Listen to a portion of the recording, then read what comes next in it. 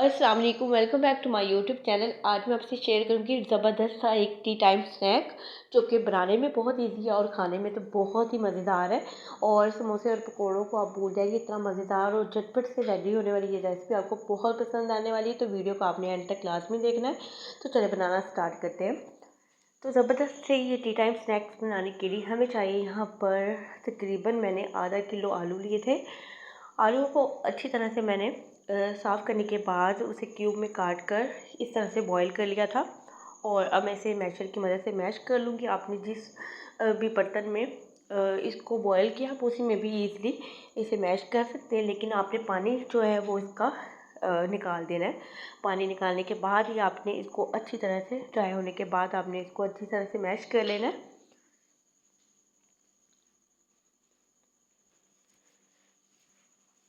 और यहाँ पर आपको वीडियो थोड़ी सी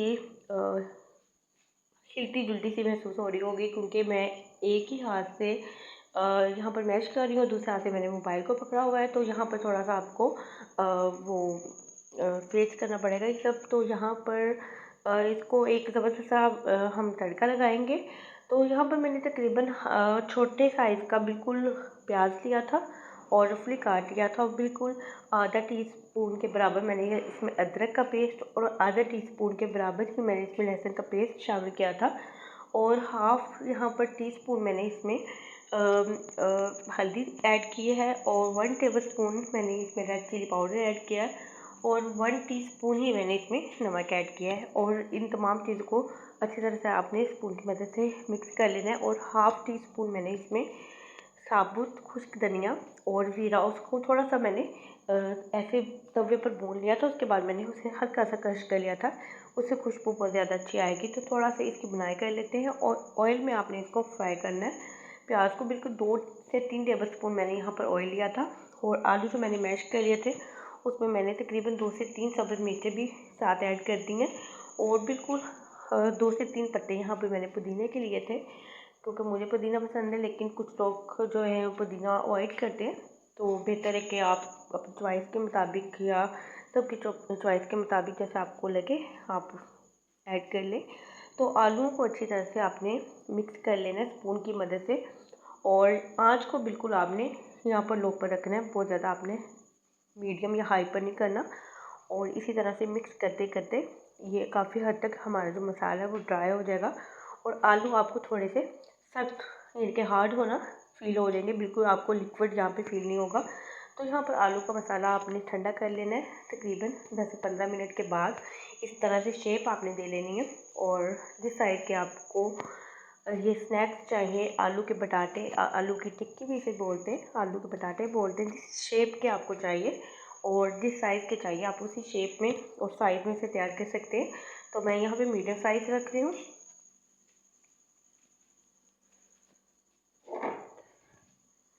तो इसी तरह से तमाम बटाटे जो हैं आलू के हम तैयार कर लेंगे। तकरीबन आधा किलो से मैंने यहाँ पर 14 से 15 बटाटे तैयार किए थे। और इसी तरह से तमाम जो हैं यहाँ पर आलू की टिक्कियाँ या आलू के बटाटे हम तैयार कर लेते हैं।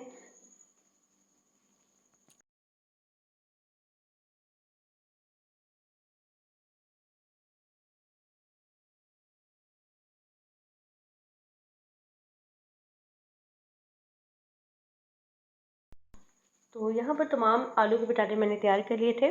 और अब हम इसे फ्राई करेंगे। फ्राई करने के लिए हमें चाहिए यहाँ पर 1 कप मैंने तकरीबन यहाँ पर बेसन लिया था। बेसन को अच्छी तरह से छान लेना है। हाफ़ टी स्पून मैंने इसमें सुरख मिर्च ऐड की है और हाफ़ टी स्पून इसमें जाएगा नमक। या नमक आप इससे भी थोड़ा कम ऐड कर सकते हैं, क्योंकि हमने ऑलरेडी आलू में भी ऐड किया हुआ है। तो वो आप टेस्ट के मुताबिक इसमें ऐड करें। तो पानी आपने इसमें इतना ऐड करना है कि इसका एक अच्छा सा बैटर तैयार हो, जो बहुत ज़्यादा ना तो थिक रखना है और ना ही हमें इसे बहुत ज़्यादा पतला रखना है। मतलब इतना रखना है कि हम आलू को इसमें डिप करें तो वो जो भी बैटर है वो इसके साथ चिपका रहे, फ्राई होने के बाद उतरे नहीं। तो अच्छी तरह से आपने इसको मिक्स कर लेना है, ताकि तमाम जो गुठलियाँ हैं इसकी वो अच्छी तरह से ख़त्म हो जाए। आप विस्क की मदद से भी इसको मिक्स कर सकते हैं।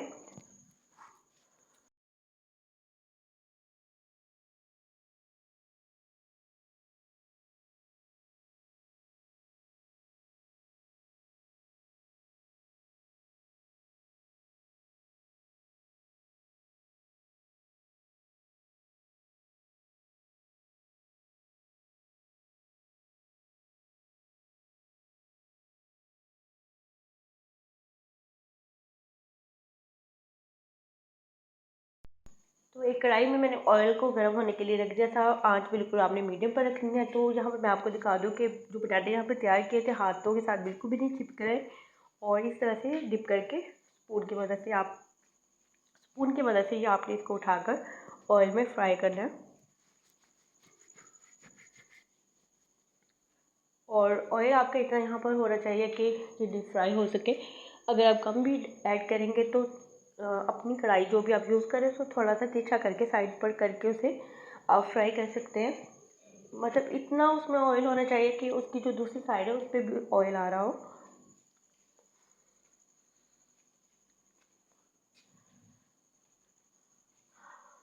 तो यहाँ पर मैंने तकरीबन 5 से 6 पटाटे एक टाइम पर डाल दिए थे, जो थोड़ा सा मुझे बाद में इसको पलटने में प्रॉब्लम हो रही थी। बिल्कुल आपने अगर आप ऑयल थोड़ा यूज़ कर रहे हैं तो उस हिसाब से आपने 2 से 3 इसमें ऐड करके इसे फ्राई कर लेना। खैर मैंने यहाँ पर इसको अच्छी तरह से फ्राई कर लिया था, और ये क्लिप भी मेरे पास थोड़ा सा मिस हो गया है। तो यहाँ पर नेक्स्ट जो मैंने इसे फ्राई किया था वो मैं आपको यहाँ पर मैंने इसकी बना ली थी, और वो मैं आपसे शेयर कर रही हूँ कि इस तरह से आपने बिल्कुल एक साइड उसकी जब अच्छी तरह से ब्राउन हो जाए फिर आपने इसकी साइड को चेंज करना है, और बिल्कुल हल्की सी ब्राउन शेड जब आ जाए तो हम इसे उतार लेंगे। तो यहाँ पर बहुत ही अच्छा सा गोल्डन सा कलर आ गया, और बिल्कुल भी हमारा जो बेसन है वो ऊपर से नहीं उतरा। तो इस तरह से तमाम जो यहाँ पर मैंने आलू के पटाटों का तैयार कर लिया था, तो ज़बरदस्त ये रेसिपी हमारी बनके तैयार हो गई है। आप इसे केचप के साथ, इमली की चटनी और दही की चटनी के साथ भी सर्व कर सकते हैं। होप तो आपको आज की वीडियो अच्छी लगी होगी। वीडियो अच्छी लगी तो वीडियो को लाइक कर दें और अपना फीडबैक लाजमी दें, और दुआ में याद रखें। अल्लाह हाफिज़।